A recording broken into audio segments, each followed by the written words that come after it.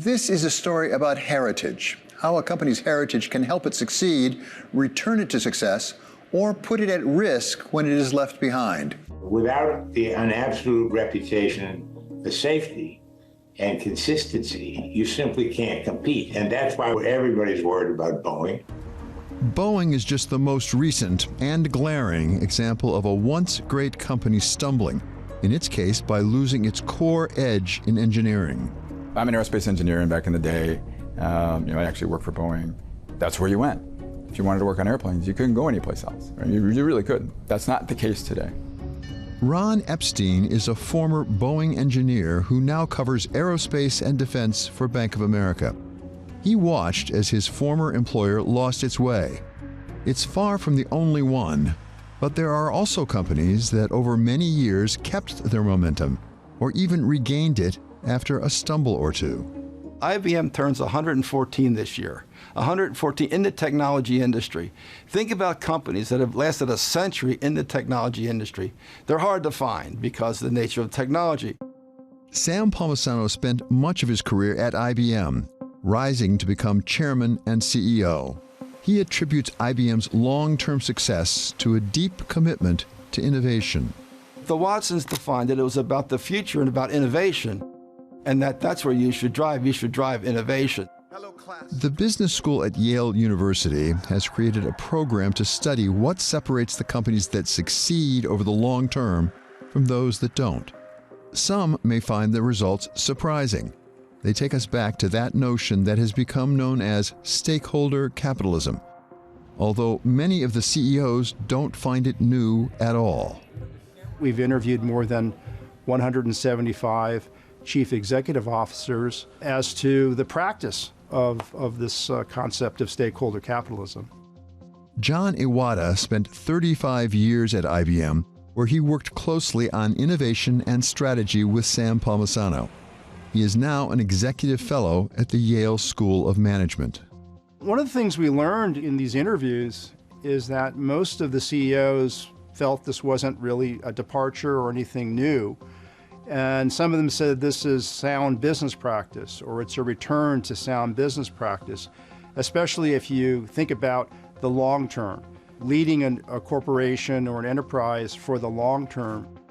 There are short-term pressures or expectations that sometimes get in the way of making investments or decisions that may not pay off for many quarters or even years. So you have to think about that. You may think about non-financial commitments to employees, to society, and those are not standardized. Those are not accepted measurements and metrics, and so those are soft or squishy. And other factors that come into play here. Iwata learned from his CEO interviews of the challenges leaders face in trying to bring together disparate parts of the company and disparate interested parties, and the key role of purpose in weaving it all together.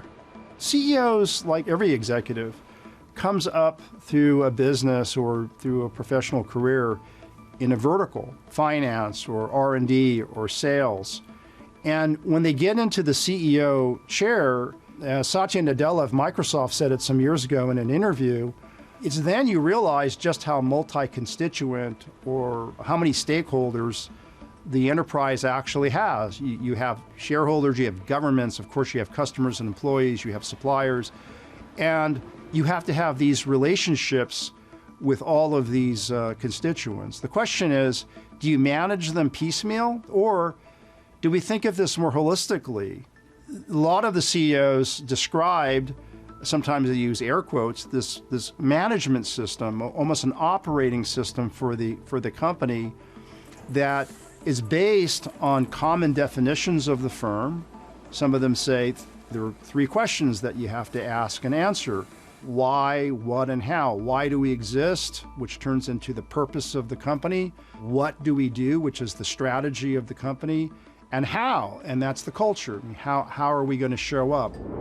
A well-known company that has put purpose and values at the core of its operations since its founding is the Mars Company, in business since 1911. Mars is more than 100 years old, very successful for a long time. And as we began to talk to management at Mars and members of the Mars family, we learned that they were going through what we would refer to as a founding moment. And why?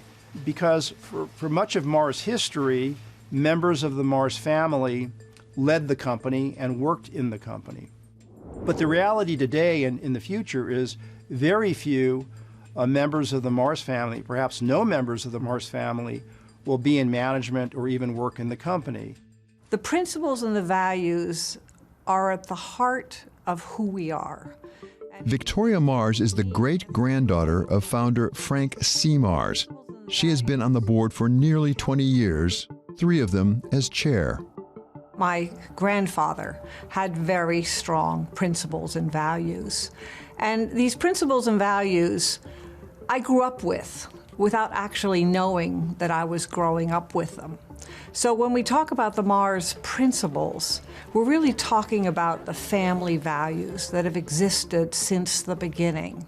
And as the company got larger, and it was more and more difficult for the family, specifically at that point my father and my uncle, to be around all the associates, to be able to talk about the values, and to be able to talk about how we do business, they decided it was time to write them down. The 5 principles that were actually written down and defined in the early 80s: quality, responsibility, efficiency, mutuality, and freedom, have been our principles since the beginning. And they are the foundation of everything we do within the business. Times change and businesses evolve, something the Mars company has certainly done. But as much as the Mars principles may be updated every few years, the fundamentals do not change. So they haven't changed, they've just been updated to be relevant. Management helps us and supports us and clearly, obviously, implements them in our business, but any changes to them, any tweaks to them, anything from the colors to the script to the words belongs to the family. A company having principles is one thing. Putting them to use in everyday decisions, not to mention big strategic decisions, is something else entirely. It's not a checklist, but it comes up in conversations when we make decisions. And I think there are 2 things. One, is this aligned with the purpose of what we're trying to deliver here, whether it is overall for Mars, the kind of company that we're trying to deliver today is well set up for the world we want tomorrow. Klaus Aagaard is the Mars Chief Financial Officer and, like all members of management, not a member of the Mars family. 5 principles come up, certainly as a fact check, this doesn't feel like in line with the 5 principles. Well, why not? And sometimes they're not all equal in every decision.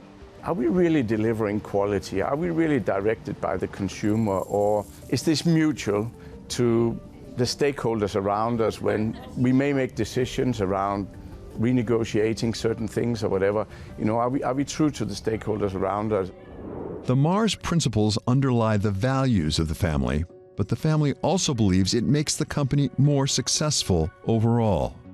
The principles and the values help us be proud of this company. We do believe that utilizing these principles helps our associates make the right decision. The decisions that create the concept of a win-win. We are all going to succeed together versus let me win and let me see you fail. So I really do believe that utilizing these principles has helped us be successful in business.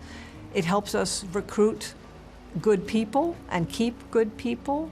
It helps us earn trust with governments. It helps us earn trust with our associates. It helps us earn trust with communities where we work. So to us, yes, it does make a difference and helps us be successful. The Mars company is at its base a family company, a global, highly successful one, but nonetheless a family endeavor, which may give it advantages in pursuing its principle-based business strategy, but that can also come with some challenges. There are no doubt many public companies with a long history that also has a very great story to tell. We believe we have our own story and our unique vision for the future, while respecting that long-term success is also built on continuing to have healthy short-term performance, if you want to call it that.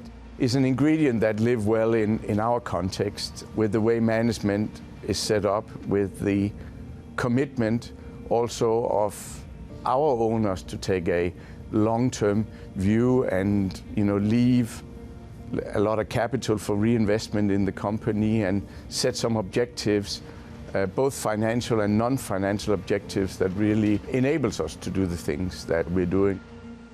When people used to ask me and say, what is your biggest fear, or what is your biggest worry? My response usually is, it's not the business. The business really can function very well on its own. It's managing a family.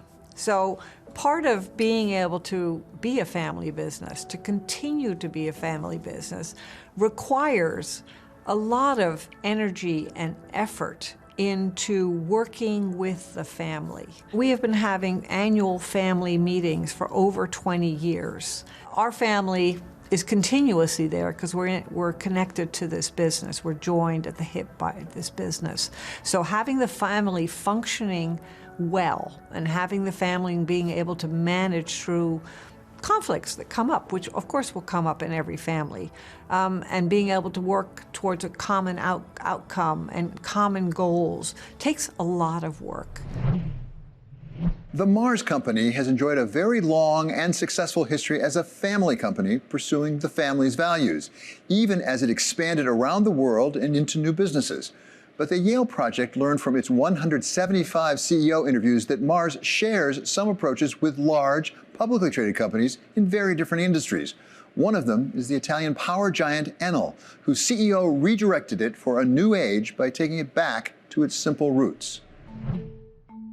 Headquartered in Italy as a global energy generation and transmission company, Francesco Starace became CEO, I think it was in 2014, and he inherited a company that was troubled, particularly from a stakeholder perspective. From an investor standpoint, the stock was languishing, the company was heavily in debt. They were in this chronic cycle of making massive capital investments in building new power plants that wouldn't come online in some cases for 10 years. And by the time the plant was operational, it was obsolete. And they had these big write-offs and so forth. So not good for the investor. At the other end, they had difficult community relationships all over the world. I think he said we were at war constantly with communities where we put plants in, they didn't want us there. And for 40 years or more, we had these difficult relationships with communities. Like other CEOs looking to move their companies forward, Starace studied the future of his business and, like so many others, concluded it laid in technological changes in the very business of power. The company was already pretty large. It was big. And it was heavily indebted because of the expansion we had in the preceding years. It had, let's say, a cash conversion problem. So there was a lot of revenues that didn't really come up with a lot of cash. And growth was a little bit stalling. It was a company that had to deal mostly with managing debt, given the size it had. The issue was we needed to restart growth, but more than that, we needed to, let's say, give clarity about the sustainability of future revenues to the debt markets. That in itself, the size of a debt is a function of the size of the revenues that you can generate to serve the debt. So there was a little bit of an issue at what was the future of the company going to be. So we had to actually decide what was the trajectory of the company, sell it to our shareholders and also to, of course, the whole market in a way that it was understandable, solid, robust enough to withstand potential shocks, and of course, more generative of cash flow, basically. That was the issue we had to deal with. And that clearly had to do with the time, and how much time did we have to do that, and also what kind of pockets of value creation we had in the company that we didn't really tap well enough. As you determine the trajectory for growth and for revenue going forward, how did you find the trajectory that you settled upon? Basically, we said, where is the technology going, because you can ignore technology for a while, it's okay, but at the end of the day, it always catch up with you. So where is the utility sector and the industry that is with it? Where is it going, and what forces are changing these technologies? And we saw at that time, we had seen it before with Enel Green Power, I should say, that there was a major change in the technology of generating electricity, namely that renewables were becoming competitive, had become already by 2014 competitive with thermal generation by and large in many parts of the world.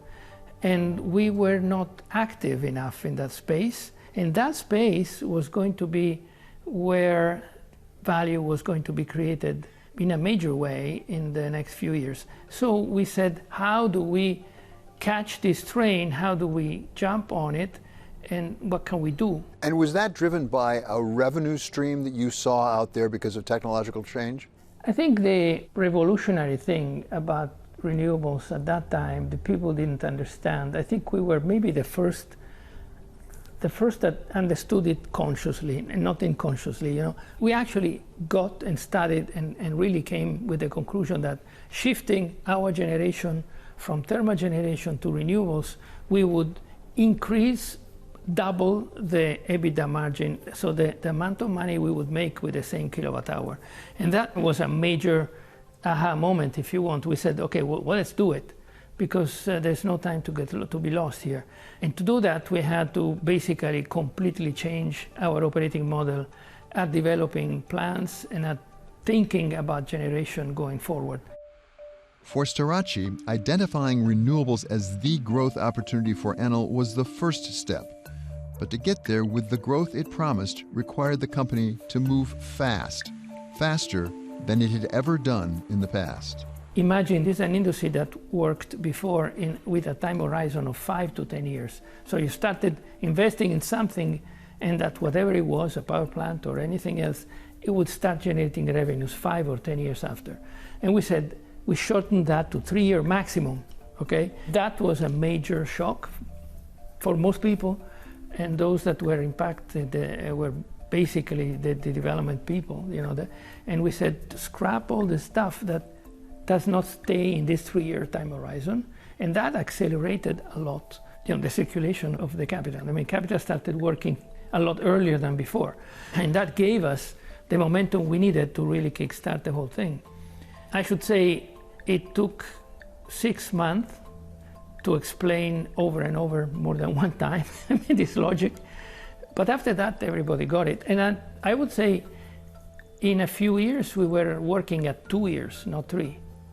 So we further shortened that time. That was a major change. After some initial resistance, Enel employees embraced the new direction because of the opportunities it presented them. But ironically, Starace sees this new direction as really a return to the basics of what gave rise to the company in the first place. The pushback was basically a different one. It was the fact that we had, say, a very limited number of very large investments with which we thought we would continue to grow the company. And applying this 3 years rule, we would cut the investment size a lot. So the renewable energy projects had much smaller sizes. So people said, how can we grow? Because these projects are so small. And the answer we gave them is, well, you have to multiply the number of projects. So instead of having, say, 20 projects, you're going to have 200 or maybe 400. And that was a major shock, because to manage 200 or 300 projects at the same time was something a company had never done before. I think at the end it was exciting for people. They needed something, and they laughed at the fact that they could go at it numerous times, many more times than they ever dreamed. And every corporation has a culture. Did the culture change under your leadership? No, it did not. Actually, what happened is that we needed to declutter the cultural space in a way. So, utilities have a very deep culture and very simple one. All of them, they're all the same. The semantics are important. a utility is useful to people. That's why it exists. And most of the utilities were formed in the past to electrify a space that didn't have electricity. So people got pride in bringing light to places that didn't have it. That is the culture of a utility. A utility is useful to people or businesses, but in any way to society. The rest of the stuff that over the decades were thrown at utilities is noise. So what we had to do is declutter all this noise, throw it away and say, guys, we are here for one very simple purpose or not. And everybody agreed to that. And that, I can tell you, was surprisingly identical across geographies. There was zero difference. From Russia to the US, from Latin America to Africa, including Europe, it was exactly the same feedback. Everybody said, that's us, exactly, we want this. So it was super easy. I just had to eliminate a lot of, say, substrata and stuff that were thrown at the utility over the years. So in a sense, you were not fighting with your heritage, you were returning to it. Exactly. We had to go back to it. You know, we had a purpose statement, and that was like 5 sentences glued together, and you can read through them who wanted to add something, and nobody said, no, it's too much. So it was a super complex stuff. And we just said, you know, this doesn't matter. What are we for here? I mean, we are useful to society. That's our purpose. So we created a very nice purpose line that was a sentence, open power. We empower sustainable progress. That's it. And everybody immediately identified in that. So we didn't really have to invent anything. We had to remove stuff. The term stakeholder capitalism has become somewhat controversial, a potential distraction from the basics of running a for-profit business. But whether you're a global power like Enel, or a global family business like Mars, or the 140-year-old IBM, those who actually run the businesses find it to be pretty basic. Most people running the companies understand that the way you create profitability, which funds your future investment, is through your innovation in your product lines, in your customer service, whatever it happens to be. That's how you do it. Now, quite honestly, David, because I am old and I am cynical, the CEO should have been doing this anyway. That's what a lot of us were just doing. And even some of the most troubled businesses are embracing some form of this stakeholder capitalism, as the relatively new CEO of Boeing, Kelly Ortberg, recently told Congress. Boeing made serious missteps in recent years, and it's unacceptable. In response, we've made sweeping changes to the people, processes, and overall structure of our company. While there's still work ahead, these profound changes are underpinned by deep commitment from all of us to the safety of our products and services.